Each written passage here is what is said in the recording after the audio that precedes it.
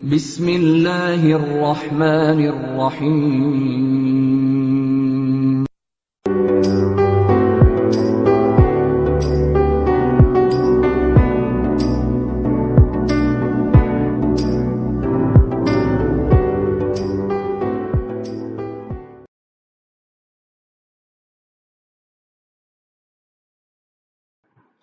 बिस्मिल्लाहिर्रहमानिर्रहीम। अस्सलाम वालेकुम एंड वेलकम स्टूडेंट्स। आज एक्सरसाइज नंबर 2.2 का हम लास्ट क्वेश्चन है जिसको हम अटेम्प्ट करने जा रहे हैं। और प्रीवियस क्वेश्चन की तरह ये क्वेश्चन भी एक प्रूव है और काफ़ी अहम क्वेश्चन है ये भी। और इसमें जो कंसेप्ट हम आज यूज़ करेंगे वो भी काफ़ी ज़्यादा इम्पोर्टेंट है। तो लेट्स सी जी क्या स्टेटमेंट है हमने जिसको प्रूव करना है। लिखा हुआ है 1 plus omega into 1 plus omega square. ठीक है, ये 1 प्लस ओमेगा स्क्वेयर है। ठीक है जी, इसको हम जी इसे 1 लिख लेते हैं, ये 1 है। ठीक है, 1 plus omega square into 1 plus omega की पावर 4 इंटू 1 प्लस ओमेगा की power 8 up to so on 2n factors is equal to 1।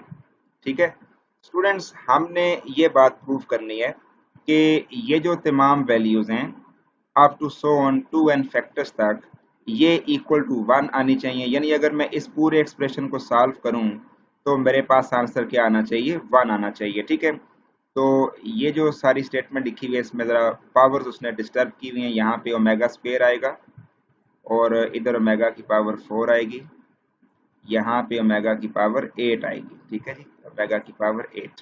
ठीक है, सबसे पहले हम ये जो 2n फैक्टर है थोड़ा इसका कंसेप्ट क्लियर कर लेते हैं कि 2n फैक्टर का यहाँ पे क्या मतलब है और ये क्यों यहाँ पे लिखा हुआ है। तो बेसिकली अगर आप देखें कि हर ब्रैकेट में जो ओमेगा लिखा हुआ है उससे अगली ब्रैकेट का ओमेगा उससे 2 टाइम्स हो रहा है, यानी कि उसका दुगना हो रहा है, डबल हो रहा है। जैसे यहाँ पे ओमेगा की पावर 1 थी तो अगली ब्रैकेट में ओमेगा की पावर 2 हो गई, यानी कि 1 का डबल कर लें 2 हो गई। इसके बाद अगली ब्रैकेट में 2 का डबल हो गई यानी 4 हो गई। इसके बाद अगली ब्रैकेट में 4 का डबल हो गई यानी 8। अगर मैं एक और ब्रैकेट यहाँ पे लिखूं तो वो होगी 1 प्लस ओमेगा की पावर 16 यानी 8 का डबल। एक और ब्रैकेट लिखना चाहें तो वो भी लिख सकते हैं 1 प्लस ओमेगा की पावर 32। इसका मतलब यह है कि जो ओमेगा की पावर्स हैं वो इंक्रीज हो रही हैं 2 टाइम्स, यानी हर अगला जो ओमेगा आ रहा है वो पिछले से 2 टाइम्स ज्यादा हो रहा है। इसलिए ये लिखा हुआ है अप टू सो ऑन, यानी कि ये सिलसिला इसी तरह बढ़ता रहेगा 2n फैक्टर्स, यानी ये इसी तरह ओमेगा की जो पावर्स हैं वो 2 टाइम्स बढ़ती चली जाएंगी। ठीक है, तो फिर ये चीज़ 1 के इक्वल आप देखें कि किस तरह आती है। आपने प्रूव करना है कि ये सारी चीज़ जो है ये 1 के इक्वलेंट आती है। आपका एंड पे जो आंसर है वो क्या आना चाहिए, 1 आना चाहिए। लेकिन इससे पहले ये सारा प्रोसीजर हम समझेंगे, देखेंगे ये 1 कैसे आता है। जी तो लेट्स स्टार्ट।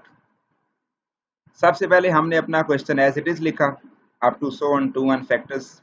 उसके बाद जी ये 1 प्लस ओमेगा है, 1 प्लस ओमेगा स्क्वेयर। ठीक है, ये भी हमने ऐसे ही लिखे। ओमेगा की पावर 4 को हम ब्रेक कर रहे हैं ओमेगा क्यूब इंटू ओमेगा में, और ओमेगा की पावर 8 को हमने ब्रेक किया ओमेगा 6 एंड ओमेगा स्क्वेयर में, इसको ब्रेक कर दिया। और up to so on 2n factors. उसके बाद 1 plus omega 1 plus omega square, इसी तरह ये भी बिल्कुल इसी तरह ही है। ओमेगा की पावर 6 इसको हमने ओमेगा क्यूब का स्क्वायर बना दिया, आगे ओमेगा स्क्वायर ये वाला इसी तरह लिख दिया। फिर up to so on 2n factor, यानी कि ये इसी तरह आ रहा है। उसके बाद है जी 1 plus omega 1 plus omega square. यहाँ पे ओमेगा क्यूब की वैल्यू 1 आ जाएगी और जस्ट ओमेगा रह जाएगा 1 प्लस ओमेगा। उसके बाद ये ओमेगा क्यूब जो है इसकी वैल्यू 1, फिर 1 का स्क्वायर वो भी 1, सिर्फ क्या रह जाएगा 1 plus omega square up to so on 2n factors. अब स्टूडेंट्स आप ये देख रहे हैं कि 1 plus omega into 1 plus omega square, एक बार ये लिखा हुआ है और अगली टर्म भी यही बन गई है। ठीक है, हम इनको क्यों ना अलग अलग कर दें। हम इनको ऐसे करते हैं कि 1 प्लस ओमेगा और 1 प्लस ओमेगा स्क्वेयर, ये जो एक दफ़ा लिखा हुआ है इसको हम अलहदा ब्रैकेट में लिख लेते हैं, और जो नेक्स्ट है 1 plus omega into 1 plus omega square again जो लिखा हुआ है इसकी हम एक अलग ब्रैकेट बना लेते हैं। यानी कहने का मकसद ये है कि इसकी ब्रैकेट हम अलग बना रहे हैं और इसकी जो ब्रैकेट है वो हम अलग बना रहे हैं, इसकी ब्रैकेट हम अलग बना रहे हैं। ठीक है, ये ब्रैकेट आपके पास ये अलग हो गई है।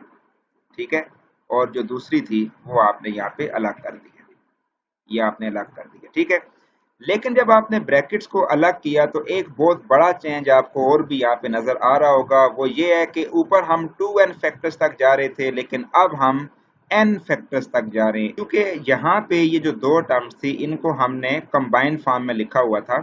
ठीक है, तो इनको हम 2n फैक्टर्स तक आगे प्रोसीड कर रहे थे, लेकिन अब आपने इनको चूंकि अलग अलग कर लिया है तो अब n फैक्टर्स तक ये जा रहा है और वो भी n फैक्टर्स तक जा रहा है। ठीक है, वो अलग अलग हो चुके हैं। ठीक है, अब इसके बाद आप देखें कि ये 1 प्लस ओमेगा जो है ये माइनस ओमेगा स्क्वायर के इक्वल है, और ये जो 1 प्लस ओमेगा स्क्वायर है ये माइनस ओमेगा, ये आपको पता है प्रॉपर्टी के मुताबिक हमने इसको यहाँ पे पुट कर दिया। ठीक है, यहाँ पे बिल्कुल इसी तरह आ जाएगा।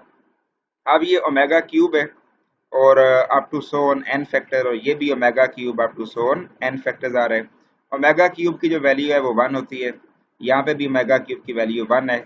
अब ये एन फैक्टर तक जा रहे हैं। अब यहाँ पे एक और बात जरा आप क्लैरिफाई कर लीजिएगा, वो क्या है कि ओमेगा क्यूब की वैल्यू 1 है, आगे सो उनका मतलब ये है कि इसके बाद भी अगर मैं टर्म्स लिखता, इसमें आगे मजीद टर्म्स इसकी बना लेता, तो इसी तरह omega cube dot omega cube dot omega cube dot omega cube ये बनते रहते। ठीक है, फिर हम ओमेगा क्यूब की वैल्यू 1 लगाते, फिर आगे 1 के बाद नेक्स्ट भी 1 ही आता, फिर मल्टीप्लाई बाय 1 ही आता, उसके बाद फिर मल्टीप्लाई बाय 1 ही आता, ये इसी तरह चल रहा होता। ठीक है, अब आपको पता है कि 1 को अगर आप n टाइम्स तक भी मल्टीप्लाई कर दें, यानी जितनी मर्जी दफा 1 को 1 से ही मल्टीप्लाई करें, आंसर तो 1 ही आता है। यानी अगर कहने का मकसद ये कि 1 को अगर मैं 3 दफा मल्टीप्लाई करूं, 1 इंटू 1 इंटू 1, तो आंसर क्या आएगा? 1 आएगा। अगर मैं 1 को 4 दफा 1 से ही मल्टीप्लाई करूं, तो 1 डॉट 1 डॉट 1 डॉट 1, फिर भी आंसर क्या आता है? 1 ही आता है। इसी तरह अगर मैं 1 को 100 टाइम्स मल्टीप्लाई करूं 1 के साथ ही, तब भी 1 आएगा। और अगर इससे भी बढ़ा के अगर मैं 1 को 1 के साथ n टाइम्स तक मल्टीप्लाई करता जाऊं, तो तब भी क्या आएगा? 1 ही आएगा। ठीक है, तो ये हमने इसकी जगह सारा खत्म करके सिर्फ इसलिए 1 लिख दिया, इसकी जगह पे भी 1 आ जाएगा, और 1 इंटू 1 आंसर फिर अगेन क्या आ जाएगा? 1 आ जाएगा। ठीक है, तो ये था स्टूडेंट्स वो क्वेश्चन आपकी एक्सरसाइज का, लास्ट क्वेश्चन 2.2 का। ठीक है, इसको आप अच्छे तरीके से क्लियर कीजिएगा। किसी किस्म की कोई कंफ्यूजन हो तो उसको कमेंट बॉक्स में शेयर करें, लाजमी उसको डिस्कस करें। इस एक्सरसाइज से रिलेटेड जितनी भी एग्जांपल्स आपकी बुक में दी हुई हैं, उन तमाम एग्जांपल्स को कंसीडर कीजिएगा, उनको अपनी प्रैक्टिस में लाइएगा। इसके साथ ही मुझे इजाज़त दें, अपना ख्याल रखें। अस्सलाम वालेकुम।